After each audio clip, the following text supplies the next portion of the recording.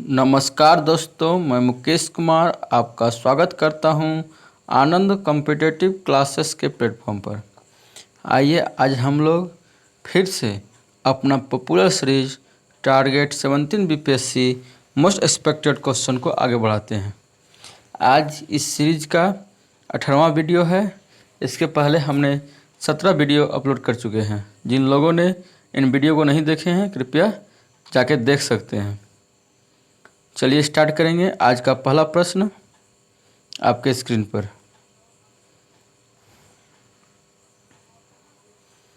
मानव शरीर की पेशियों के संदर्भ में निम्नलिखित कथनों पर विचार कीजिए। ठीक है, पहला है मानव शरीर की पेशियों के बारे में बताना है। पेशियों के बारे में आपको बताना है। पहला है आपका, संकुचन की अवस्था में पेशी छोटी, कठोर एवं मोटी हो जाती है। संकुचन की अवस्था में पेशी जो छोटी, कठोर और मोटी हो जाती है। यह अस्थि को खींचती है। नेक्स्ट आपका, पेशियों के जोड़े के एक साथ सिकुड़ने और फैलने से अस्थियां गति करती है। पेशियों के जोड़े के एक साथ सिकुड़ने व फैलने से अस्थियां क्या करती है? गति करती है। तो यहाँ आपका ऑप्शन है केवल 1 और 2। यहाँ आपका आंसर बताना है। ऑप्शन ए है केवल 1 सही है, बी आपका केवल 2 सही है, सी आपका 1 और 2 दोनों सही है, डी आपका ना तो 1 सही है ना 2 सही है। तो यहाँ आपका आंसर हो जाएगा ऑप्शन ए केवल 1 सही है। यहाँ ऑप्शन केवल 1 सही है। क्या है आपका?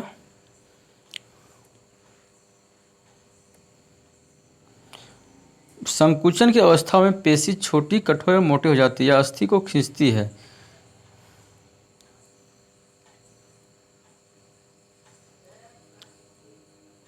एक्सप्लेनेशन देखते हैं। कथन 1 गलत है परंतु कथन 2 सही है, क्योंकि पेशी केवल खींच सकती है, वह धक्का नहीं दे सकती।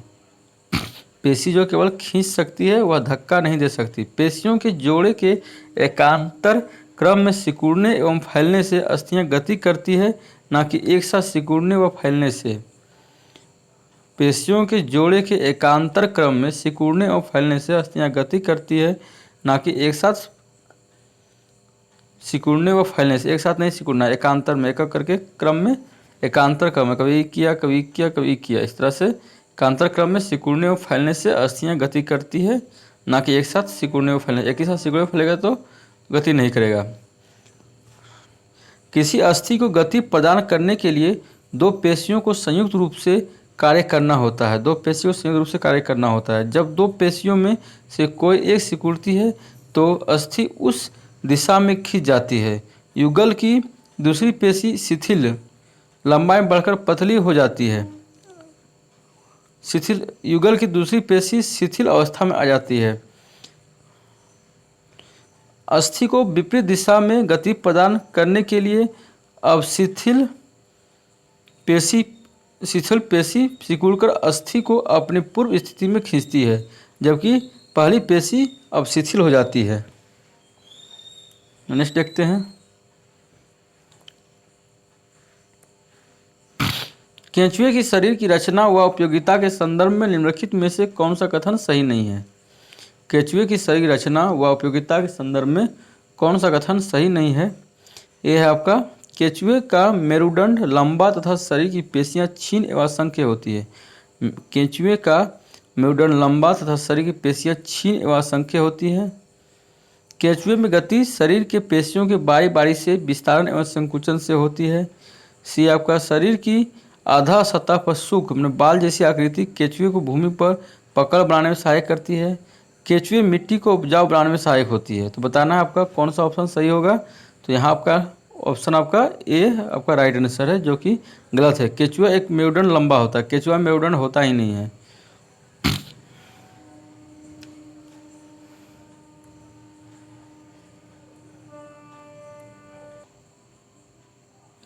केंचुए के शरीर में अस्थियां नहीं होती है परंतु इनमें पेशियां होती है। ये पेशियां इसके शरीर के घटने, संकुचन और बढ़ने, विस्तारण में सहायता करती है। पेशियों के संकुचन और विस्तारण की प्रक्रिया से ही केंचुआ गति करती है। ठीक है, केंचुआ गति करती है, संकुचन एवं विस्तारण की प्रक्रिया से ही क्या करती है? केंचुआ गति करती है।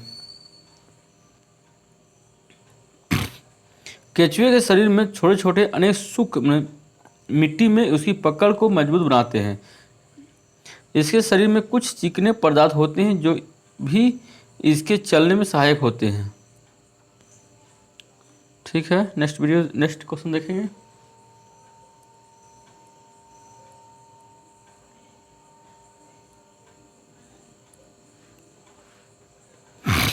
केचुए अपने रास्ते में आने वाली मिट्टी को खाते हैं। उनका शरीर अनपचे पदार्थ को बाहर निकालता है। केचुए के द्वारा किया गया यह कार्य मिट्टी को उपजाऊ बना देता है, जिससे पौधों को फायदा होता है। ठीक है, नेक्स्ट देखते हैं। केचुए के श्वसन के संदर्भ में निम्नलिखित में से कौन सा कथन सही है? केचुए के श्वसन के संदर्भ में निम्नलिखित में से कौन सा कथन सही है? आपका ए है, केचुआ नसिका ग्रंथियों से श्वसन करती है। केचुआ जो नसिका ग्रंथि से श्वसन करती है। बी है आपका, केचुए त्वचा द्वारा श्वसन करते हैं। सी आपका, केचुए मुख द्वारा श्वसन करते हैं। डी आपका, उपयुक्त में से कोई नहीं। तो यहाँ आपका आंसर हो जाएगा ऑप्शन बी, केचुए त्वचा द्वारा श्वसन करता है। केचुआ त्वचा द्वारा क्या करता है? श्वसन करता है, एक्सप्रेशन करता है। केचुआ त्वचा द्वारा श्वसन करते हैं। नेक्स्ट क्वेश्चन देखते हैं।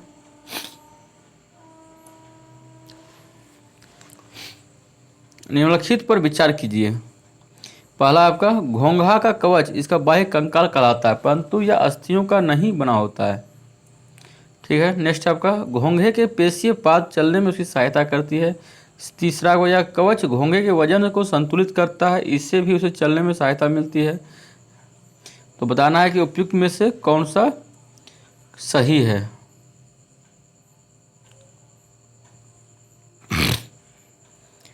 पहला ऑप्शन आपका केवल 1 और 2, बी है आपका 1 और 3, सी है आपका 2 और 3, डी आपका 1, 2 और 3। तो यहाँ आपका आंसर हो जाएगा ऑप्शन ए। केवल ऑप्शन ए आंसर राइट है। आपका घोंघे का कवच इसका बाह्य कंकाल कहलाता है। घोंघे का कवच इसका बाह्य कंकाल कहलाता है, परंतु यह अस्थियों को नहीं बना होता है, अस्थियों से बना नहीं होता है। घोंघे का कवच इसका बाह्य कंकाल कहलाता है, परंतु यह अस्थियों का नहीं बना होता है। घोंघे के पेशीय पाद चलने में इनकी सहायता करता है। यह कवच घोंघे के वजन को संतुलित करता है, इससे भी उसे चलने में सहायता मिलती है। यह आपका गलत है। देखते हैं क्यों गलत है।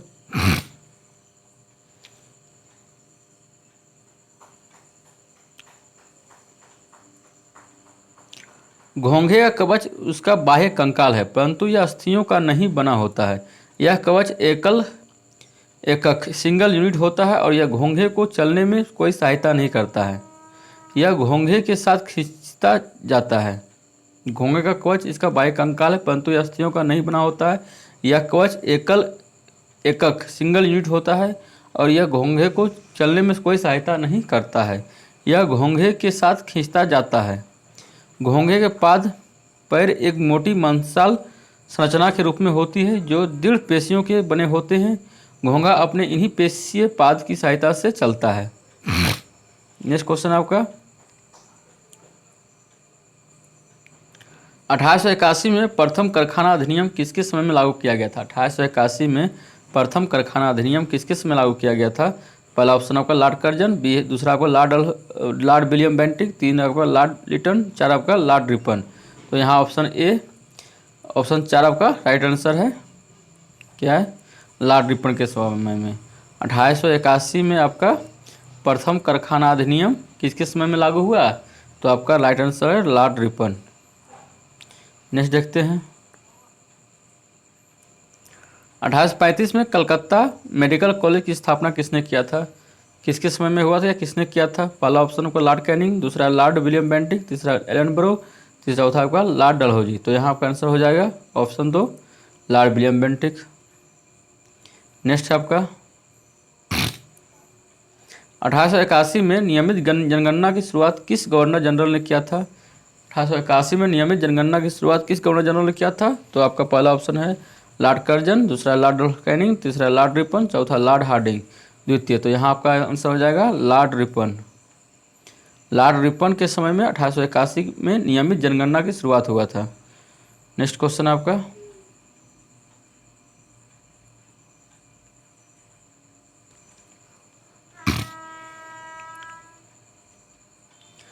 सिविल सेवा परीक्षा के तहत उच्च पदों की नियुक्ति के लिए प्रतियोगिता परीक्षा की शुरुआत किसने किया था? पहला ऑप्शन लॉर्ड ब्लेजली, दूसरा लॉर्ड कॉर्नवालिस, तीसरा आपका George sir John Shaw, D आपका चौथा आपका लॉर्ड डलहौजी। तो यहाँ आपका आंसर हो जाएगा लॉर्ड डलहौजी। लॉर्ड डलहौजी ने सिविल सेवा परीक्षा के तहत उच्च पदों की नियुक्ति के लिए प्रतियोगिता परीक्षा आरंभ किया था। हम नेक्स्ट क्वेश्चन देखेंगे। 1907 में कांग्रेस का विभाजन 1907 में कांग्रेस का विभाजन किस गवर्नर जनरल के समय में हुआ था? 1907 का कांग्रेस का विभाजन किस गवर्नर जनरल के समय में हुआ था? तो आपका पहला ऑप्शन है लॉर्ड मिंटो द्वितीय, दूसरा आपका लॉर्ड डलहौजी, तीसरा आपका चेम्सफोर्ड, चौथा आपका लॉर्ड इरविन। तो यहाँ आपका आंसर हो जाएगा ऑप्शन ए लॉर्ड मिंटो द्वितीय। लॉर्ड मिंटो द्वितीय में 1907 में कांग्रेस का विभाजन किसके समय में हुआ? तो लॉर्ड मिंटो द्वितीय के समय में हुआ। कांग्रेस का विभाजन आपका कब हुआ था? 1907 में लॉर्ड मिंटो द्वितीय के समय में हुआ था। नेक्स्ट क्वेश्चन देखेंगे।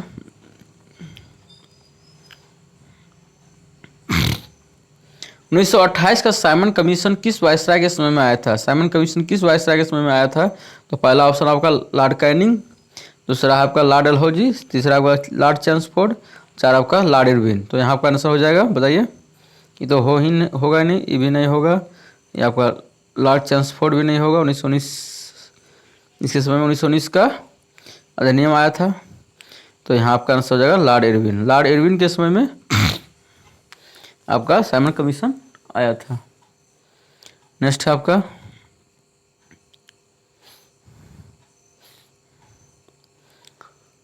1882 का हंटर कमीशन किस गवर्नर जनरल के समय में आया हुआ था? 1882 का हंटर कमीशन किस गवर्नर जनरल के समय में लागू हुआ था? पहला ऑप्शन आपका लॉर्ड रिपन, दूसरा आपका लॉर्ड चेम्सफोर्ड, तीसरा आपका लॉर्ड मिंटो, चौथा आपका लॉर्ड इरविन। तो यहाँ आपका राइट आंसर हो जाएगा लॉर्ड इरविन। लॉर्ड इरविन के समय में 1882 का हंटर कमीशन लागू हुआ था। नेक्स्ट क्वेश्चन है आपका किस वायसराय की हत्या भारत के पोर्ट ब्लेयर में हुई थी? पोर्ट ब्लेयर में किस वायसराय की हत्या हुई थी? तो अभी जो नाम बदल गया है विजयपुरम, विजयपुरम हो गया है आपका पोर्ट ब्लेयर का नाम। तो किस वायसराय की हत्या भारत के पोर्ट ब्लेयर में हुई? तो पहला ऑप्शन लॉर्ड मेयो, दूसरा लॉर्ड कैनिंग, तीसरा लॉर्ड विलिंगटन, चौथा आपका लॉर्ड रिपन। तो यहाँ आपका आंसर हो जाएगा लॉर्ड मेयो के समय में लॉर्ड मेयो की वायसराय की हत्या भारत के पोर्ट ब्लेयर में हुई थी। नेक्स्ट क्वेश्चन देखते हैं।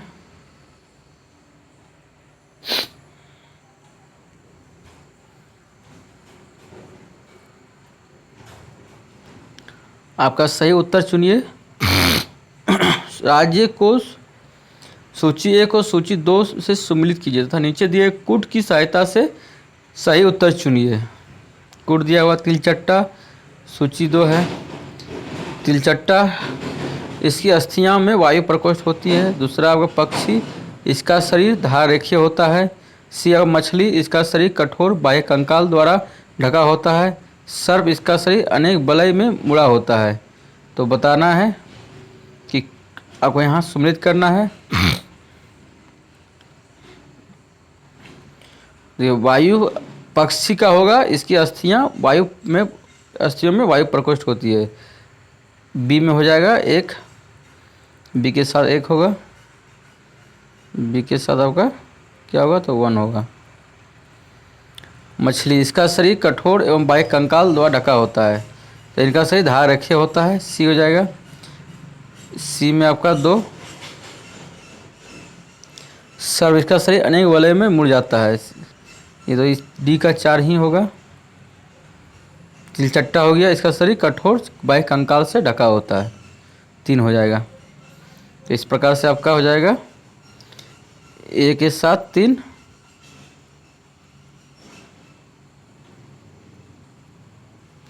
ए के साथ आपका 3 है, बी के साथ आपका 1 है, सी के साथ 2 है, डी के साथ 4 है। देखते हैं कौन सा आंसर सही होगा। ऑप्शन ए 3 1 2 4 ठीक है। ऑप्शन ए आपका राइट आंसर है। देखते हैं एक्सप्लेनेशन। तिलचट्टे का शरीर कठोर बाह्य कंकाल द्वारा ढका होता है। तिलचट्टे का शरीर क्या है? कठोर बाह्य कंकाल द्वारा ढका होता है। यह कंकाल विभिन्न एककों यूनिट्स की परस्पर संधियों द्वारा बनता है, जिसके कारण गति संभव हो पाती है। तिलचट्टे में उपस्थित विशिष्ट पेशियां चलने और उड़ने में उसकी सहायता करती है। पक्षियों की अस्थियों में वायु प्रकोष्ठ होते हैं, जिसके कारण उनकी अस्थियां हल्की परंतु मजबूत होती है। पक्षियों की हड्डियों में क्या होता है? वायु प्रकोष्ठ होते हैं, जिसके कारण उनकी अस्थियां हल्की परंतु मजबूत होती है। अग्रपाद की अस्थियां रूपांतरित होकर पक्षी के पंख में बन जाती है। अग्रपाद जो है आगे का जो भाग हाथ होता है, डैना होता है, और रूपांतरित होकर पक्षी के पंख बनाती है। नेक्स्ट है आपका मछली का सिर एवं पूंछ इसके मध्य भाग की अपेक्षा पतले एवं नुकीले होते हैं। शरीर की ऐसी आकृति धाररेखीय कहलाती है। शरीर की ऐसी आकृति क्या कहलाती है? तो धाररेखीय कहलाती है। मछली का सिर एवं पूंछ उसके मध्य भाग की अपेक्षा पतले एवं नुकीले होते हैं। शरीर की ऐसी आकृति धाररेखीय कहलाती है। मछली शरीर के दोनों ओर एकांत क्रम में वलय बनाकर चलती है। मछली शरीर के दोनों ओर एकांत क्रम में वलय बनाकर चलती है।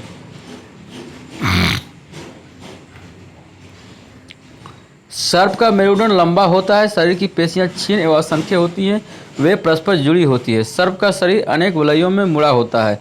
प्रत्येक वलय आगे को धक्का देता है। इस कारण सर्प बहुत तेज गति से आगे की ओर चलता है, परंतु सरल रेखा में नहीं चलता है। मैं सीधा सीधी नहीं चलेगा, उसको वलयाकार रास्ता चाहिए। अर्थात सर्प अपने शरीर के दोनों ओर एकांतर क्रम में वलय में लूप बनाते हुए शरीर भूमि पर वलयाकार गति करता हुआ आगे फिसलता है, रेंगता है। ठीक, नेक्स्ट देखते हैं। पुष्प के विभिन्न भागों में निम्नलिखित में से कौन सा से सम्मिलित नहीं है? पुष्प के विभिन्न भागों में से निम्नलिखित में से कौन सा से सही सम्मिलित नहीं है? बाह्य दलपुंज, पंखुड़ी, पुंकेसर, स्त्रीकेसर, मूलांकुर। तो बताना है आपको कौन सा आपका पुष्प के विभिन्न भाग में नहीं है।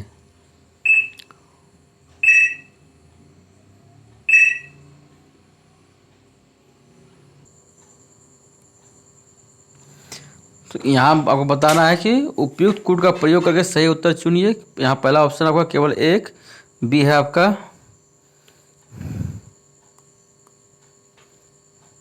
पहला आपका केवल 1, बी है आपका केवल 1 और 4, सी आपका 3 और 5, डी आपका केवल 5। तो उपयुक्त में से कौन से सम्मिलित नहीं है? उपयुक्त में से कौन आपका इसका भाग नहीं है?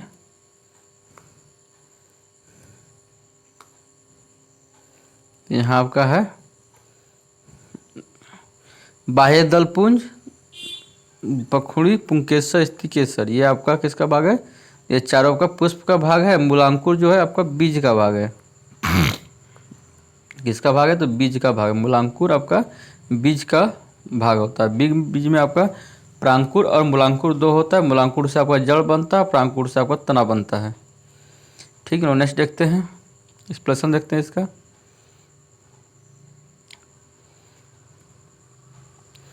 बाह्य दलपुंज, पंखुड़ी, पुंकेसर एवं स्त्रीकेसर पुष्प के विभिन्न भाग हैं।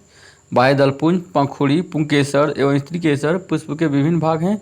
परागकोश और तंतु पुंकेसर के भाग हैं। परागकोश और तंतु किसके भाग हैं? तो पुंकेसर के भाग हैं।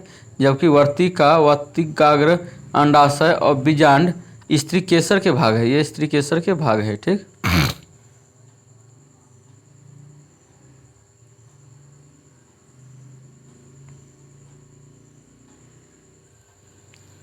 बीज के जमने के समय जो भाग मूलज या मूलांकुर से निकलता है उसे जड़ कहते हैं और मूलांकुर बीज से संबंधित होता है। ठीक, नेक्स्ट क्वेश्चन देखेंगे।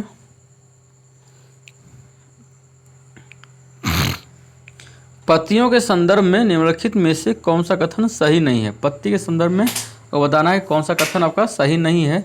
ए है पत्ती में सिराओं का प्रतिरूप सिरा विन्यास कहलाता है। पत्ती में सिराओं का प्रतिरूप क्या कहलाता है? तो सिरा विन्यास कहलाता है। यह जलिका रूपी अथवा समांतर हो सकती है। पत्ती में सिराओं का प्रतिरूप सिरा विन्यास कहलाता है।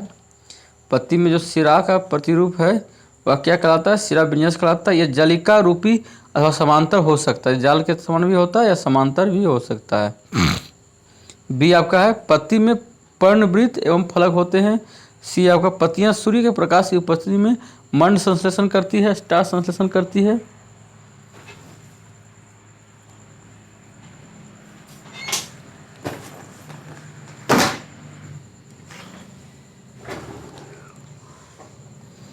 पत्तियां वायुमंडल में उपस्थित जलवाष्प का कुछ हिस्सा भोजन बनाने के लिए ग्रहण करती है।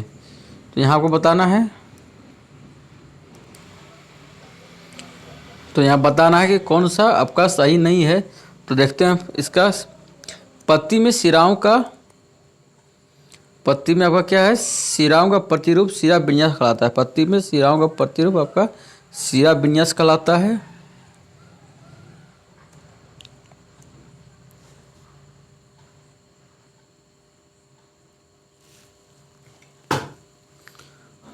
पत्ती में शिराओं का विन्यास आपका पत्ती में के संदर्भ में निम्नलिखित में से कौन सा सही है, सही नहीं है? देखते हैं आपका। ये ऑप्शन आपका पत्ती में शिराओं का प्रतिरूप शिराविन्यास कहलाता है, या जलिका रूपी अथवा समांतर हो सकता है। ये आपका सही है। शिराविन्यास क्या, मान लीजिए पत्ती है, पत्ती है, इसे पत्ती है, समांतर भी होता है, कुछ पत्ती समांतर होता है, ये समांतर हो गया। अब देखिए कुछ पत्ती में ऐसे होता है, तो ये आपका जलिका के रूप में हो गया, जाली के समान। पत्ती में पर्णवृत्त और फलक होते हैं, ये भी सही है। पत्तियां सूर्य के प्रकाश की उपस्थिति में मंड स्टार्च संश्लेषित करती है, ये भी सही है। डी है आपका पत्तियां वायुमंडल में उपस्थित जलवाष्प का कुछ हिस्सा भोजन बनाने की प्रक्रिया में ग्रहण करती है। पत्तियां वायुमंडल में उपस्थित जलवाष्प का कुछ हिस्सा भोजन ग्रहण प्रक्रिया में ग्रहण करती है। मैंने बोला पत्तियां जो है वायुमंडल से जलवाष्प ग्रहण करती है, लेकिन यहाँ हम लोग जानते हैं कि पत्तियां जो है वायुमंडल में अब जलवाष्प क्या करती है? बाहर निकालती है। पत्तियां अपने जलवाष्प को बाहर निकालती है, यह ग्रहण नहीं करती है। ठीक है, देखते हैं एक्सप्रेशन क्या है।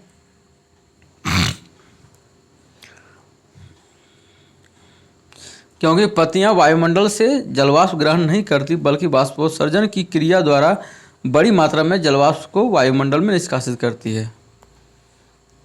नेक्स्ट क्वेश्चन है आपका, अंग्रेजी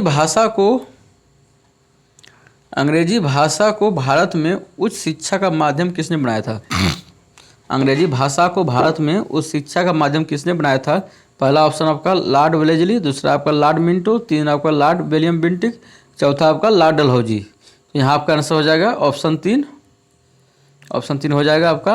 अंग्रेजी भाषा को भारत में उच्च शिक्षा का माध्यम आपका लॉर्ड विलियम बेंटिक ने बनाया था। कौन बनाया था? तो लॉर्ड विलियम बेंटिक ने बनाया था। अंग्रेजी भाषा को भारत में उच्च शिक्षा का माध्यम किसने बनाया था? लॉर्ड विलियम बेंटिक ने बनाया था। नेक्स्ट देखते हैं, पहले अकाल आयोग की स्थापना 1978 में किसके समय में की गई थी? किस गवर्नर जनरल के समय में भारत की प्रथम 1978 में उसके द्वारा किया गया था अकाल आयोग की स्थापना बताना है। तो अकाल आयोग की स्थापना आपका पहला ऑप्शन है लॉर्ड मेयो, दूसरा है लॉर्ड डलहौजी, तीसरा लॉर्ड लिटन, चौथा है लॉर्ड कैनिंग। तो यहाँ आपका हो जाएगा 1978 ईस्वी में कौन था? तो लॉर्ड लिटन था। लॉर्ड लिटन के समय में आपका 1978 में आपका अकाल आयोग की स्थापना की गई। नेक्स्ट क्वेश्चन देखते हैं, सती प्रथा एवं ठगी प्रथा का अंत किसने किया था? सती प्रथा और ठगी प्रथा का अंत किसने किया था? तो यहाँ आपका हो जाएगा Lord Bentinck, Lord Minto, Lord Dalhousie, sir John Shore. तो बताना आपको सती प्रथा एवं ठगी प्रथा का अंत किसने किया था? तो यहाँ आपका हो जाएगा Lord William Bentinck. Lord William Bentinck ने आपका 1928 ईस्वी में सती प्रथा का अंत किया था और ठगी प्रथा का आपका 1935 में अंत किया था। 1835 में, 1835 होगा और 1829 होगा क्या? 1835, 1829, 1828। नेक्स्ट देखते हैं, एल्बर्ट बिल विवाद किस वायसराय के से संबंधित है? एल्बर्ट बिल विवाद किस वायसराय से संबंधित है? पहला ऑप्शन है लॉर्ड रिपन, दूसरा लॉर्ड इरविन, तीसरा लॉर्ड चैम्सफोर्ड, चौथा लॉर्ड कर्जन। तो एल्बर्ट बिल विवाद आपका लॉर्ड रिपन से संबंधित है। लॉर्ड रिपन से संबंधित कौन है? तो एल्बर्ट बिल विवाद, एल्बर्ट बिल विवाद आपका लॉर्ड रिपन से संबंधित है। नेक्स्ट आपका भारत में पुलिस का जनक किसे कहा जाता है? भारत में पुलिस का जनक किसे कहा जाता है? तो पहला ऑप्शन आपका लॉर्ड बेलेजली, दूसरी आपका सर जॉन शॉर्ट, तीन आपका लॉर्ड कॉर्नवालिस, चौथा लॉर्ड डलहौजी। तो भारत में पुलिस का जनक आपको किसको कहा जाएगा? तो पुलिस का जनक आपका लॉर्ड कॉर्नवालिस को कहा जाएगा। भारत में पुलिस का जनक आपका लॉर्ड कॉर्नवालिस को कहा जाएगा। नेक्स्ट क्वेश्चन आपका 1897 का विद्रोह किस गवर्नर जनरल के समय में हुआ था? तो पहला ऑप्शन आपका लॉर्ड डलहौजी, दूसरा लॉर्ड बेंटिंग, तीसरा आपका लॉर्ड कैनिंग, चौथा आपका लॉर्ड हेस्टिंग्स। तो यहाँ आपका आंसर है लॉर्ड कैनिंग के समय में आपका 1897 का विद्रोह हुआ था।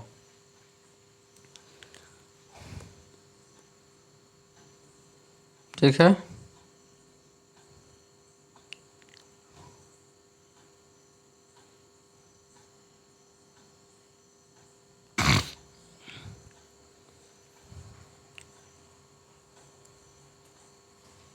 पहली संचार सेवा प्रणाली आगरा से कलकत्ता के बीच किस गवर्नर जनरल के समय में शुरू हुआ था? पहली संचार सेवा आगरा से कोलकाता के बीच किस गवर्नर जनरल के समय शुरू हुआ? तो यहाँ पहला ऑप्शन आपका लॉर्ड हार्डिंग, दूसरा आपका लॉर्ड मेटकॉफ, तीसरा लॉर्ड डलहौजी, चौथा आपका लॉर्ड विलियम बेंटिक। तो यहाँ आपका आंसर हो जाएगा ऑप्शन डी आपका आपका है लॉर्ड डलहौजी के समय में। लॉर्ड डलहौजी के समय में आपका क्या हुआ था? संचार सेवा प्रणाली आगरा से कोलकाता के बीच में आरंभ हुआ था। नेक्स्ट है क्वेश्चन आपका भारत परिषद की समाप्ति किसके द्वारा हुई थी? भारत परिषद की समाप्ति किसके द्वारा हुई थी? तो आपका आंसर हो जाएगा पहला ऑप्शन है 1919 का अधिनियम, दूसरा 1947 का अधिनियम, 1919 का अधिनियम, 1935 का अधिनियम। तो यहाँ आपका आंसर हो जाएगा भारत परिषद की समाप्ति आपका 1935 के अधिनियम से हुआ था। 1935 के अधिनियम के द्वारा आपका क्या हुआ था? तो आपका भारत परिषद की समाप्ति हुई थी। नेक्स्ट आपका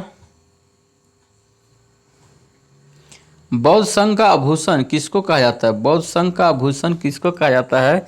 तो पहला है बौद्ध संघ का आभूषण किसको कहा जाता है? तो पहला जीवक, दूसरा छंदक, तीसरा देवदत्त, चौथा आनंद, पांचवा है बिंबिसार, छठा इनमें से कोई नहीं। तो यहाँ आपका आंसर हो जाएगा पहला ऑप्शन, ऑप्शन ए जीवक को बौद्ध संघ का आभूषण कहा जाता है। जीवक को क्या कहा जाता है? तो बौद्ध संघ का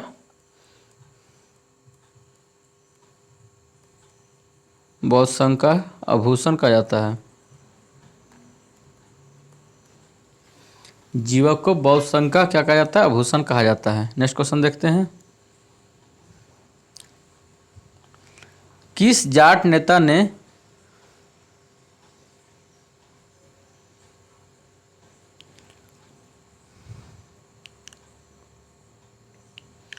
नेक्स्ट क्वेश्चन आपका किस जाट नेता ने बादशाह अकबर के मकबरे को हानि पहुंचाई थी? किस जाट नेता ने बादशाह अकबर के मकबरे को हानि पहुंचाई थी तथा आगरा की कब्र को खोदकर उसकी हड्डियों को जला दिया था? किस जाट नेता ने बादशाह अकबर के मकबरे सिकंदरा का हानि पहुंचाई थी तथा अकबर की कब्र को खोदकर उसकी हड्डियों को जला दिया था? तो यहाँ हो जाएगा उसकी हड्डियां को जला दिया था।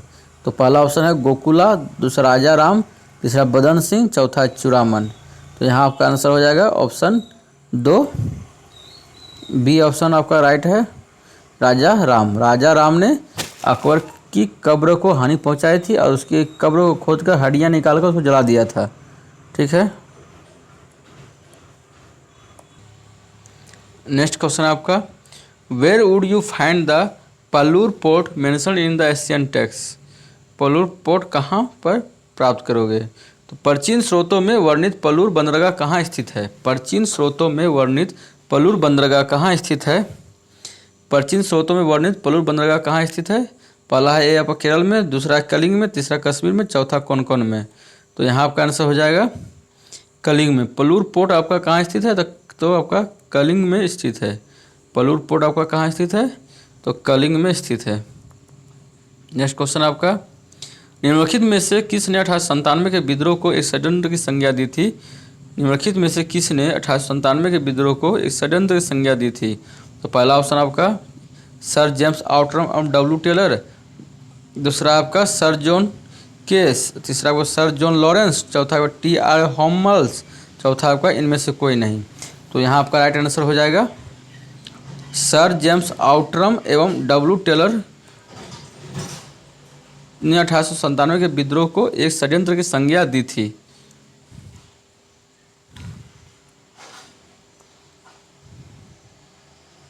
और नेक्स्ट क्वेश्चन देखेंगे, रानी लक्ष्मीबाई को अंतिम युद्ध का सामना करना पड़ा था किसके साथ? किसके साथ करना पड़ा था रानी लक्ष्मीबाई को अंतिम युद्ध का सामना? आपका हीरोज के साथ। पहला ऑप्शन हीरोज, दूसरा गफ, तीसरा हैवलॉक, चौथा नील, डी है पंचमा का इनमें से कोई नहीं। तो यहाँ आपका आंसर हो जाएगा हीरोज। हीरोज के साथ लक्ष्मीबाई का अंतिम युद्ध हुआ था। नेक्स्ट क्वेश्चन है आपका,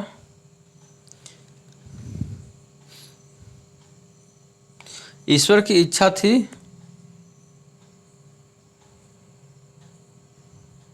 नेक्स्ट क्वेश्चन आपका, ईश्वर की इच्छा थी कि मैं सब धर्मों को एक निगाह से देखूं, इसलिए उसने दूसरी आंख की रोशनी ले ली। यह कथन किसका है? ईश्वर की इच्छा थी कि मैं सब धर्मों को एक निगाह से देखूं, इसलिए उसने दूसरी आंख को ही रोशनी ले ली। यह कथन किसका है? पहला ऑप्शन है आपका महाराजा दिलीप सिंह, दूसरा महाराजा रंजीत सिंह, तीसरा आपका महाराजा अग्रसेन, चौथा आपका नाना फडणवीस। तो यहाँ आपका राइट आंसर हो जाएगा ऑप्शन 2 राजा रंजीत सिंह। महाराजा रंजीत सिंह ने कहा था कि ईश्वर की इच्छा थी कि मैं सब धर्मों को एक निगाह से देखूं, इसीलिए उसने दूसरी आंख की रोशनी ले ली। यह कथन आपका महाराजा रंजीत सिंह का है। नेक्स्ट क्वेश्चन है आपका, मद्रास में इंग्लिश ईस्ट इंडिया कंपनी के अधिवास के स्थान को किस नाम से जाना जाता है? मद्रास में इंग्लिश ईस्ट इंडिया कंपनी के अधिवास के स्थान को किस नाम से जाना जाता है? पहला ऑप्शन आपका फोर्ट विलियम, दूसरा आपका फोर्ट सेंट जॉर्ज, तीसरा आपका मार्बल पैलेस, चौथा आपका जेम्स पैलेस। तो यहाँ आपका आंसर हो जाएगा फोर्ट सेंट जॉर्ज। ठीक है, को मद्रास में इंग्लिश ईस्ट इंडिया कंपनी के अधिवास के स्थान को जाना जाता है नाम से। नेक्स्ट क्वेश्चन आपका, गोडेहू की संधि या पांडिचेरी की संधि 1754 से कौन सा युद्ध समाप्त हुआ था? गोडेहू की संधि या 1754 की संधि से पांडिचेरी की संधि 1754 के द्वारा कौन सा युद्ध समाप्त हुआ था?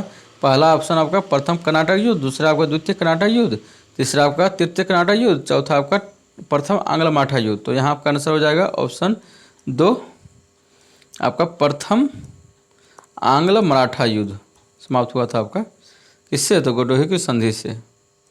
नेक्स्ट आपका,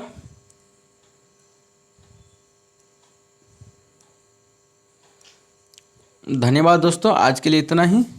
हम लोग मिलेंगे फिर नेक्स्ट वीडियो में। तब तक के हमारे चैनल को लाइक शेयर और सब्सक्राइब करें और दोस्तों के बीच अधिक से अधिक सब्सक्राइब करें ताकि उन्हें भी लाभ मिल सके। हम लोग ज़रूर से ज़रूर 7th BPSC को क्रैक करेंगे। चलिए और फिर मिलेंगे नेक्स्ट वीडियो में, यहाँ से फिर कंटिन्यू करेंगे आगे। तब तक के लिए धन्यवाद।